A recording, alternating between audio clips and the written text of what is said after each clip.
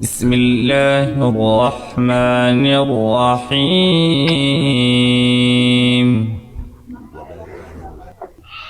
الحمد لله وكفى والصلاة والسلام على من لا نبي بعد وبعد.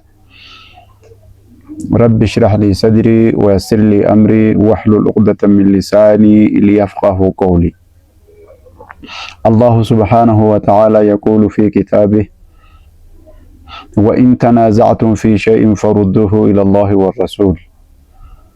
لكن نجد ربك سبحانه وتعالى إما وهي تكو إرتي يوكا والأبدان تيت فردوه إلى الله والرسول. قام ربي في قام حديثا قام رسولا ديبس آنو نجد ربك. وإن تنازعتم في شيء فردوه إلى الله والرسول. قام ربي ديبسا قام رسولا ديبس آنو نجد ربك سبحانه وتعالى.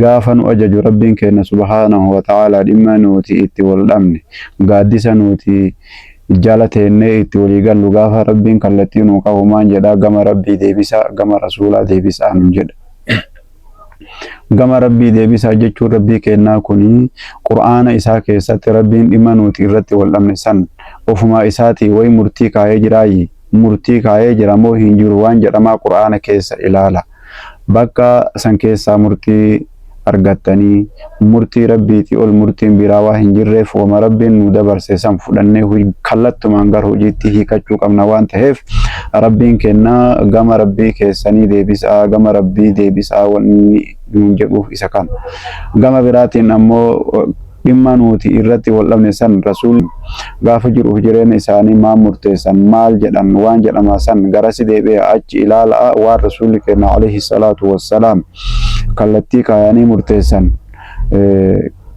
waan isaan kallattii kaasan fudhadhaa isuma san hojii gubbaa oolchaa nuun jedhee rabbiin bakkuma tana lamaanitti nu qajeelchee jechuudha. Bakka tana lamaaniin ala rabbiin waan biraa nuun dhaabne waan biraa wasiyyaa nu hin goone rabbiin keenya subhaanahu wa ta'aalaa dhimma kana beeknee dhimma wal dhabne kamittuu yoo wal dhabbeen jidduu keenyatti argamte gama rabbii fi rasuula keenyaa haa deebinuuti isin jedhee isin yaadachiisuu barbaada.